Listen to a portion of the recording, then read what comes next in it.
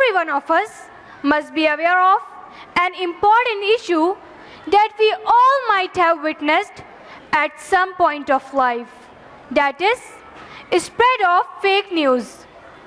And some of us might even be a victim of it. The most common fake news that we hear about revolve around politics, but we cannot undermine the impact that fake stories have on our society in general. Let's have a deeper insight on this issue through our regular TV talk show, Sach Ki Talash.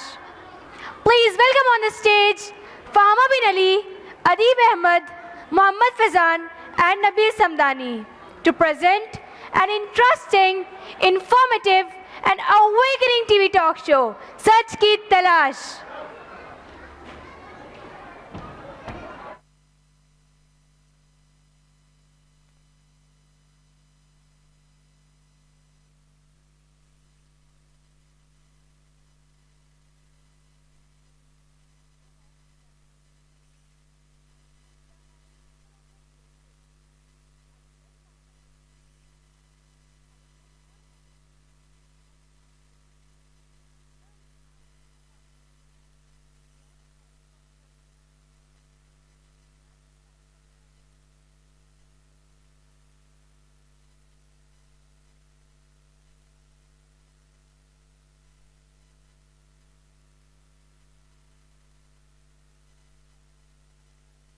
मोहतरम नाजरीन, अस्सलामु अलैकुम व रहमतुल्लाहि व बरकातुहू।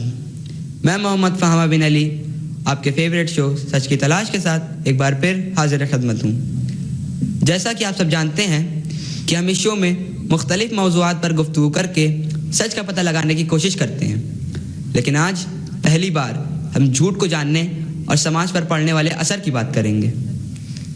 आपको क्या लगता है मैं किस चीज़ की बात कर रहा हूँ? जी हाँ, मेरी मुराद फेक न्यूज़ से है। तकनीक की तरक्की व बआसानी दस्तयाब होने से जहां हम दूर दराज की खबरों से फौरी तौर पर बाखबर हो जाते हैं, वहीं इस तकनीक ने झूठ को फैलाने में भी बड़ा रोल अदा किया है। ट्विटर, फेसबुक और व्हाट्सएप जैसे सोशल मीडिया पर कोई भी खबर सच्ची हो या झूठी बड़ी तेज़ी से सारी दुनिया में फैल जाती है। इस तरह फैलने वाले झूठ से अक्सर किसी शख्स, जमात या तबके को या तो नुकसान उठाना पड़ता है या फिर उसे नाजायज़ फ़ायदा पहुंचता है। बात अगर सिर्फ सोशल मीडिया तक होती तो शायद इतनी तकलीफ़ ना होती, लेकिन ज़्यादा तकलीफ़ दे बात तो ये है कि आज मेन स्ट्रीम मीडिया, ख़ास तौर पर national news channels, fake news को फैलाने में बड़ा किरदार अदा कर रहे हैं। फेक न्यूज़ का ये बाज़ार दिन ब दिन बढ़ता जा रहा है।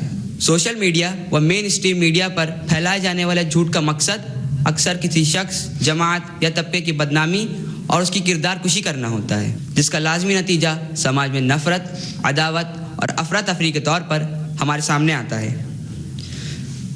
झूठ के इस बाज़ार में कितने ही बेगुनाहों को अपनी जान तक गंवानी पड़ी है। आइए हम कुछ ऐसे ही नाखुशगवार लम्हों को याद करते हैं जब फेक न्यूज़ ने किसी की किरदार कुशी की, यहाँ तक कि कितने ही बेगुनाहों को अपनी जान तक से हाथ धोना पड़ा। आपको याद होगा फरवरी 2016 में JNU student leader Kanhaiya Kumar और उनके साथियों पर मुल्क मुखालिफ नारेबाजी का इल्ज़ाम लगा, जिसका वीडियो सोशल मीडिया के साथ साथ मेन स्ट्रीम मीडिया पर बुरी तरह से वायरल हुआ, जिसका नतीजा ये हुआ कि कन्हैया कुमार और उनके साथियों को मुल्क का गद्दार करार दिया गया और पुलिस हिरासत में कोर्ट में पेश करते वक्त वकील, जिन्हें कानून का रखवाला कहा जाता है, उन्होंने कन्हैया पर हमला कर दिया। फेक न्यूज़ की इससे बुरी मिसाल नहीं हो सकती कि एक एक बात को कानून की कसौटी पर परखने वाले दीवाने होकर कानून को अपने हाथ में ले बैठे, जबकि कन्हैया और उनके साथियों का इल्ज़ाम है कि ये वीडियो डॉक्टर्ड है। अभी पिछले माह की बात है, नवजोत सिंह सिद्धू की एक रैली में एक बार फिर मुल्क मुखालिफ नारेबाजी व पाकिस्तान जिंदाबाद कहने का इल्ज़ाम आयद किया गया। नवजोत सिंह सिद्धू ने जिसकी तरदीद की। इसके बावजूद ये मौजू सोशल मीडिया के साथ साथ मेन स्ट्रीम मीडिया पर कई दिनों तक छाया रहा और नवजोत सिंह सिद्धू की किरदार कुशी की जाती रही। अभी कुछ रोज़ पहले ही एक और वीडियो सोशल मीडिया के साथ साथ मेन स्ट्रीम मीडिया पर बहस का मौजू बना। इस वीडियो में राहुल गांधी कहते हुए नजर आ रहे हैं कि ऐसी मशीन बनाऊंगा कि इधर से आलू डालो, उधर से सोना निकालो। इस वीडियो के साथ साथ राहुल गांधी का खूब मजाक उड़ाया गया। जबकि सच्चाई तो ये है कि उस वीडियो में राहुल गांधी वजीर आज़म नरेंद्र मोदी को कोट कर रहे हैं, जिसमें आगे पीछे की बात काट कर राहुल गांधी को मजाक का निशाना बनाया गया। बात सिर्फ किरदार कुशी तक ही महदूद नहीं है, बल्कि फेक न्यूज़ फैक्ट्री न जाने कितने ही बेगुनाहों की जान ले चुकी है। गाजियाबाद के दादरी में अचानक एक अफवाह फैल जाती है कि एक शख्स के घर के फ्रिज में गाय का गोश्त रखा हुआ है। फिर अचानक एक भीड़ जमा होकर अखलाक नामी शख्स का कत्ल कर देती है। तो अलवर में गाय पालने के लिए गाय ले जा रहे पहलू खान को पशु तस्कर कहकर कत्ल कर दिया जाता है। तो बच्चा चोरी के आरोप में 25 से ज़्यादा जिंदगियां भेंट चढ़ा दी जाती हैं। आदाद शुमार बहुत बड़े हैं, वक्त नहीं है कि उन पर तफसील से बात की जा सके। बस इतना अर्ज़ करता हूँ कि फेक न्यूज़ हमारे समाज के लिए एक जहर है। इससे कैसे बचें, आज हम इसी मौजू पर गुफ्तगू करेंगे। आइए आज के पैनल के मेहमानों से आपका तारुफ करवा दूँ। आज स्टूडियो में हमारे साथ सनातन संस्था IT सेल के अध्यक्ष श्री मनीष मिश्रा जी हैं। आप हिंदूवादी विचारधारा के ज़बरदस्त हामी हैं। हमारे आज के दूसरे मेहमान मारूफ जर्नलिस्ट श्री आशीष कुमार जी हैं। आपने फेक न्यूज़ पर काफ़ी काम किया है, साथ ही आप सोशल मीडिया व इंटरनेट के भी एक्सपर्ट हैं। हमारे आज के तीसरे मेहमान मारूफ इस्लामी स्कॉलर श्री ज़ैद सैयद जी हैं। इनसे हम ऑनलाइन गुफ्तगू करते रहेंगे। मनीष जी, मेरा पहला सवाल आपसे है। आपके संगठन पे ये आरोप है कि आप फिरका वाराना मुनाफरत फैलाने के लिए झूठी खबरें फैलाते हैं। ये पूर्ण रूप से मिथ्या आरोप है। आज तक जो भी इल्जाम हमारी संगठन पर लगे हैं वो सब बेबुनियाद हैं। कभी गौकुशी के नाम पर तो कभी ताजमहल को तेजो महालय कहकर देश की जनता को हिंदू मुस्लिम में बांटना क्या दुरुस्त है? गाय हमारी माँ है, हम उसकी पूजा करते हैं। यदि कोई हमारी माता को काट कर खाएगा तो अवश्य ही उसको सबक सिखाएंगे। जहां तक ताजमहल की बात है, अकेला वही नहीं, पूरे भारत में 6,500 से ज्यादा ऐसे स्थान हैं जो हिंदू मंदिर या स्मारक थे, जिन्हें मुगल काल में तोड़कर मस्जिद या मुस्लिम स्मारक में बदल दिया गया। हम उन सभी को मिटाकर हिंदू गौरव पुनः बहाल करेंगे। गाय के लिए आपके मन में जो आस्था है उससे किसी को कोई समस्या नहीं। आप गाय पालें, उसकी सेवा करें, अच्छी बात है। लेकिन गाय के नाम पर झूठी खबरें फैलाकर सांप्रदायिक तनाव पैदा करना, गाय से हमारी आस्था जुड़ी है। यदि मुसलमान गाय को खाएगा तो हम उसे नहीं छोड़ेंगे। ज़ैद साहब कुछ बोलना चाहते हैं? ज़ैद साहब आपका खैर मकदम है जी, फरमाएं, क्या कहना चाहते हैं? मनीष जी से मैं अर्ज करना चाहता हूं कि मुसलमानों को इल्जाम देना छोड़िए। इस देश का मुसलमान गाय नहीं खाता, बल्कि गाय का गोश्त विदेशों में एक्सपोर्ट होता है, और वो सभी बड़े एक्सपोर्टर्स हिंदू हैं। हिंदू भाइयों ने ही बड़े बड़े कत्ल खाने खोल रखे हैं, जहां रोजाना हजारों गाय कत्ल की जाती हैं, पर इनको वो नजर नहीं आता। सारा देश जानता है कि पिछले 5 सालों में हमारा देश सबसे ज्यादा बीफ एक्सपोर्ट करने वाला देश बन गया है। लेकिन क्या कभी किसी हिंदू संगठन ने किसी कत्ल खाने का घेराव किया या हुकूमत पर इस बात का दबाव डाला कि बीफ एक्सपोर्ट बंद करना चाहिए? नहीं, ऐसा नहीं हुआ और होगा भी नहीं, क्योंकि इन्हें गाय से नहीं, इन्हें समाज को बांटकर नफरत फैलाने से मतलब है। अलवर के पहलू खान को क्यों मारा? क्योंकि वो मुसलमान था जो गाय लेकर जा रहा था। वो दूध देने वाली गाय थी और उसके पास उस गाय के तमाम कागजात मौजूद थे, लेकिन इन्होंने उसे मार दिया। मैं पूछना चाहता हूं कि क्या गाय पालने पर भी इनका ही एकाधिकार है? मनीष जी, अभी आपने कहा कि 6,500 से ज्यादा ऐसे स्थान हैं जिन्हें आप खत्म करना चाहते हैं। कहीं ये मुसलमानों की तारीख मिटाने की साजिश तो नहीं? साजिश चोरी चोरी छुप कर की जाती है। हम तो खुल्लम खुल्ला डंके की चोट पर कहते हैं कि गुलामी की जो भी निशानी है उसे मिटा देना चाहिए। मुगलों ने विदेश से आकर हमारे देश पर कब्जा किया, यहाँ की हिंदू संस्कृति को समाप्त करके अपनी निशानी बना दी। ये हमारे लिए गुलामी की निशानी है, इसको मिटाना हिंदुओं का परम कर्तव्य है। यानी आपकी नज़र में ताजमहल, लाल किला, जामा मस्जिद, कुतुब मीनार, ये सब गुलामी की निशानी है? जी हाँ, बिल्कुल। जी ज़ैद साहब, मैं आपकी तरफ आ रहा हूँ, बस 1 मिनट। मनीष जी, फिर संसद भवन, राष्ट्रपति भवन, हावड़ा ब्रिज वगैरह जिन्हें अंग्रेजों ने बनवाया, उसके बारे में आपका क्या ख्याल है? मनीष जी जवाब दीजिए। जी ज़ैद साहब, कहें, क्या कहना चाहते हैं? ये नहीं बोलेंगे, क्योंकि ये अंग्रेजों की हामी और मुजाहिदीन आजादी के दुश्मन हैं। इनके एक भी लीडर ने जंग आजादी में हिस्सा नहीं लिया, और न ही इनका कोई बड़ा लीडर अंग्रेजों की मजम्मत कर सकता है। इनको परेशानी सिर्फ और सिर्फ मुसलमानों से है, क्योंकि इससे इन्हें फायदा पहुंचता है। अब मैं मुगलों के विदेशी वाले बयान पर कुछ कहना चाहता हूँ। अगर मुगल विदेशी हैं तो मनीष जी विदेशी हैं, क्योंकि अगर मुगल 500 साल पहले भारत आए तो आर्यंस 5000 साल पहले भारत आए। दोनों ही ने इस देश को अपना वतन बनाया, यहीं पैदा हुए और इसी मिट्टी में मिल गए। इस एतबार से दोनों बराबर हैं। मेरी नजर में तो दोनों ही भारतीय हैं। बाद में अंग्रेज आए, पर यहाँ बस जाने के लिए नहीं, बल्कि हमारे अजीज मुल्क को लूटकर अपना मुल्क सजाने के लिए। अंग्रेजों के जुल्म के खिलाफ हिंदू, मुसलमान, सिख, ईसाई एक साथ उठ खड़े हुए। लेकिन आर्यंस का एक तबका नहीं चाहता था कि अंग्रेज भारत से जाएं, इसलिए उन्होंने जंगे आजादी में हिस्सा नहीं लिया। उसी विचारधारा के लोग आज खुद को देशभक्त और मुसलमानों को देशद्रोही साबित करना चाहते हैं। मनीष जी, मैं पूरी जिम्मेदारी से कह सकता हूँ कि हम आपसे ज्यादा अपने मुल्क से मोहब्बत करते हैं। हमने अपने मुल्क के लिए कुर्बानियां दी हैं, इसलिए आपसे ज्यादा हम इस मुल्क पर हक रखते हैं। आशीष जी, माफी चाहता हूँ अब तक आपको बात में शामिल न कर सका। एक छोटे से ब्रेक के बाद वापस आकर हम गुफ्तगू को आगे बढ़ाएंगे। नाजरीन, लौटते हैं ब्रेक के बाद। मुअज़्ज़ज़ ख़वातीन, क्या आपको रोल मॉडल की तलाश है? किसी ऐसी खातून की जो आपके लिए आइडियल बने?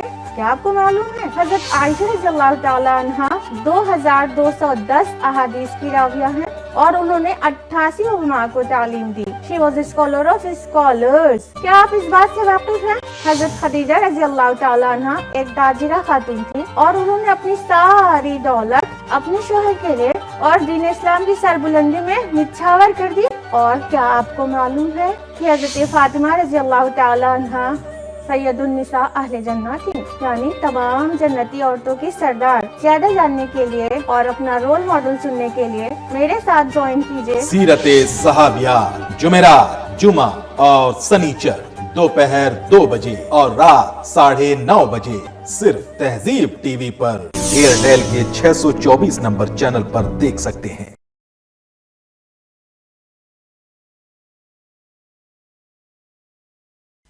ब्रेक के बाद एक बार फिर आप सभी का खैर मकदम है। आशीष जी, माफी चाहता हूँ अब तक आपको बात में शामिल न कर सका।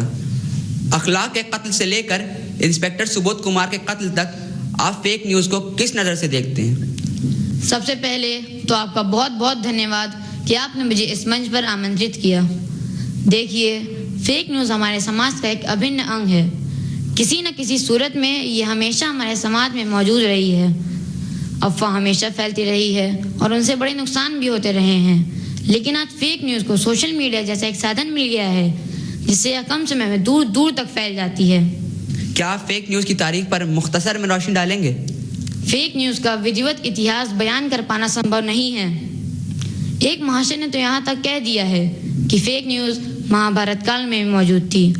अश्वत्थामा मारा गया एक फेक न्यूज़ ही थी। अब मैं इंतजार कर रहा हूँ कि कोई महोदय फेक न्यूज़ का महिमा मंडन करते हुए ये बयान दे कि फेक न्यूज़ हमारी संस्कृति का हिस्सा है। देखिए, मौजूदा फेक न्यूज़ अखलाक के कत्ल से शुरू नहीं होती, न ही ये अचानक पैदा हो जाने वाली स्थिति है। आपको याद होगा कि आज से कई साल पहले एक अफवाह फैली कि गणेश जी की मूर्ति दूध पी रही है। पूरे मुल्क में लोगों ने लोटे में दूध लेकर मंदिरों में लाइन लगा ली। फिर कुछ दिनों के बाद अफवाह फैली कि रात में सोते सोते इंसान पत्थर बने जा रहे हैं। पूरे देश में लोग अपना बिस्तर छोड़कर आधी रात को सड़कों पर निकल आए। एक और अफवाह नमक की कमी की फैली, जिससे पूरे देश भर में किराना की दुकानों पर भीड़ जमा हो गई। हम इस वक्त यहाँ फेक न्यूज़ से समाज पर पड़ने वाले बुरे असरात की बात कर रहे हैं, लेकिन इस फेक न्यूज़ से समाज को कोई नुकसान तो हुआ नहीं। फिर इसका उस फेक न्यूज़ से क्या ताल्लुक जिसके नतीजे में लिंचिंग के मामला हो रहे हैं? इसका आपस में संबंध है और बहुत गहरा है। हमारे देश में एक विशेष विचारधारा के मुट्ठी भर लोग हैं जो भोली भाली जनता को अपने जंगल में जकड़ कर रखना चाहते हैं ताकि वो अपने फायदे के लिए जब चाहे जहां चाहे इस्तेमाल कर सकें। ये अफवाह वास्तव में उन्हीं शक्तियों के द्वारा टेस्टिंग के तौर पर फैलाई गई थी कि यदि हम कोई अफवाह फैलाकर एक भीड़ जमा करना चाहे तो कहां तक सफल हो सकते हैं। ट्रेलर की कामयाबी के बाद पूरी फिल्म आपके सामने है। आप एक सीनियर जर्नलिस्ट हैं, आज के जर्नलिज्म के बारे में आपकी क्या राय है? क्योंकि हम देख रहे हैं कि आज सोशल मीडिया के साथ साथ मेन स्ट्रीम मीडिया भी फेक न्यूज़ का बड़ा जरिया बन गई। कई न्यूज़ एंकर्स न्यूज़ रूम में बैठकर फेक न्यूज़ फैला रहे हैं। इसके बारे में आपका क्या ख्याल है? निसंदेह आज की पत्रकारिता हर विचार करने वाले व्यक्ति के लिए चिंता का विषय है।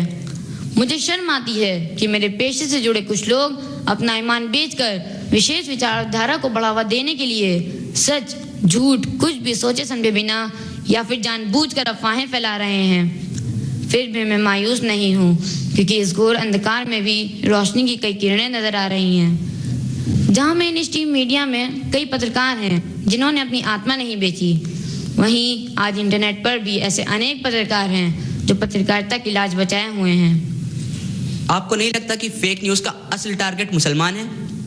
नहीं सर, आप फेक न्यूज़ को हिंदू मुस्लिम की दृष्टि से नहीं देख सकते हैं। यह बात सही है कि अधिकतर फेक न्यूज़ का निशाना मुस्लिम ही बनते हैं, पर क्या हिंदू इसके शिकार नहीं हो रहे हैं? कन्हैया कुमार भी हिंदू ही हैं। बच्चा चोरी के आरोप में मारे जाने वाले अधिकतर हिंदू ही हैं। बुलंदशहर में मारे गए इंस्पेक्टर सुबोध कुमार के बारे में आप क्या कहेंगे? तो आप फेक न्यूज़ को हिंदू मुस्लिम में नहीं बांट सकते हैं। जब आग लगती है तो उसमें सारा समाज जलता है। जी, राहत इंदौरी ने भी कहा है, लगेगी आग तो आएंगे घर कई जद में, यहाँ पर सिर्फ हमारा मकान थोड़ी है। आशीष जी, देखा जाता है कि कभी कभी कई जिम्मेदार लोग भी फेक न्यूज़ फैलाते हैं, उसके बारे में आपकी क्या राय है? देखिए, गलती किसी से भी हो सकती है। कई बार हमें कोई खबर मिलती है और वो हमारे निजी विचारों को सपोर्ट कर रही होती है या नहीं भी करती, फिर भी यह खबर हम दूसरों तक सबसे पहले पहुंचाने के एक्साइटमेंट में हम इसे फॉरवर्ड कर देते हैं। अगर कभी ऐसी गलती हो जाए तो मेरी नज़र में बड़ा व्यक्तित्व उसी का है जो सच ज्ञात होने पर उसे फौरन हटा दे और माफ़ी मांग ले।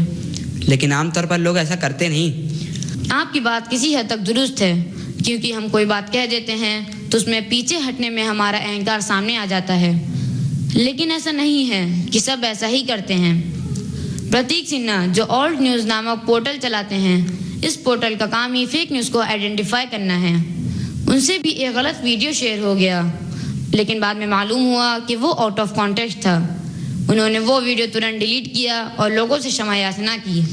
तो गलती कोई भी कर सकता है, पर गलती हो जाए तो अहंकार में नहीं पड़ना चाहिए। जी, वजह फरमाया आपने। मोहम्मद सल्लल्लाहु अलैहि वसल्लम ने भी यही फरमाया है कि इंसान खता का पुतला है, लेकिन बेहतरीन खताकार वो है जो तौबा कर ले। आशीष जी, मैं आपसे जानना चाहता हूँ कि फेक न्यूज़ से निपटने का क्या तरीका हो सकता है? क्या इसके लिए कड़े कानून बनाने की ज़रूरत है? मेरी नज़र में कानून बनाना समस्या का समाधान नहीं। कानून तो अभी भी है, पर वो कहाँ कितने लोगों पर लागू हो रहा है और आप कर भी नहीं सकते हैं। एक फेक न्यूज़ जिसे लोगों ने शेयर किया है, आप कितनों को सजा देंगे? इसका एकमात्र समाधान यह है कि लोगों को फेक न्यूज़ के प्रति जागरूक किया जाए। उन्हें बार बार यह बताया जाए कि अमुक समाचार, वीडियो या तस्वीर की सच्चाई क्या है, तो खुद जागरूक हो जाएंगे।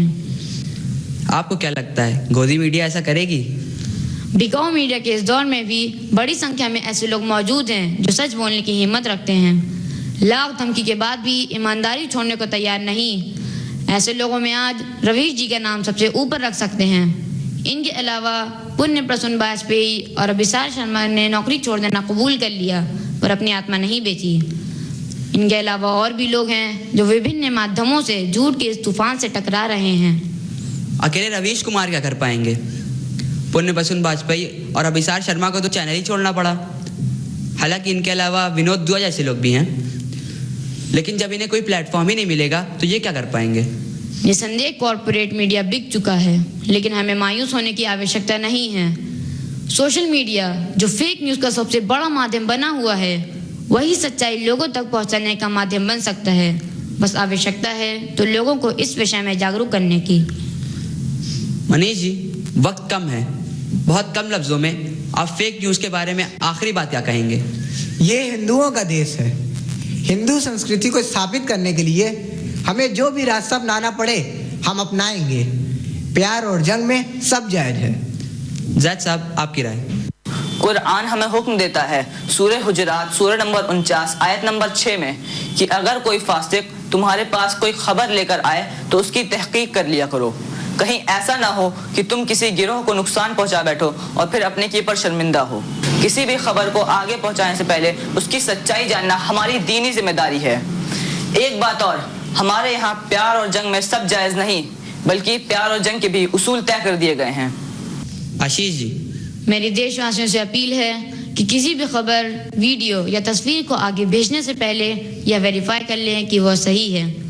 विशेष रूप से जब आपको किसी खबर, वीडियो या तस्वीर को देखकर बहुत गुस्सा आ रहा हो या बड़ी आस्था उमड़ रही हो तो ऐसी चीज़ को फ़ौरन शेयर मत करें, क्योंकि इसमें ज़्यादा चांस है फेक न्यूज़ होने का। नाजरीन, आज के डिस्कशन में ये बात निकल कर सामने आई कि फेक न्यूज़ हमारे समाज को तोड़ने का काम कर रही है। जब समाज टूटेगा तो देश कमज़ोर होगा। इसलिए हमें चाहिए कि हम फेक न्यूज़ से पूरी तरह अवेयर रहें और बिना सोचे समझे कोई भी चीज़ फॉरवर्ड ना करें। यही तालीम इस्लाम की भी है और यही हमारे मुल्क की तरक्की का ज़रिया भी। हमारे प्रोग्राम का वक्त अब ख़त्म हो रहा है। मैं अपने तीनों मेहमानों का शुक्रगुजार हूँ कि आपने अपना कीमती वक्त दिया। आपसे इस वादे के साथ रुखसत होता हूँ कि अगले हफ्ते फिर नए मौजू और नए मेहमानों के साथ हाजिर होंगे। तब तक के लिए अस्सलामु अलैकुम व रहमतुल्लाहि व बरकातुहू।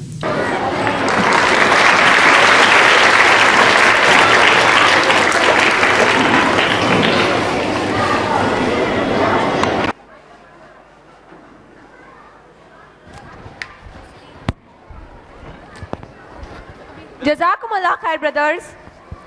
Fake news spread more quickly than the truth, and it leads to racism, harassment, intimidation, damage to reputation, and many other harmful effects.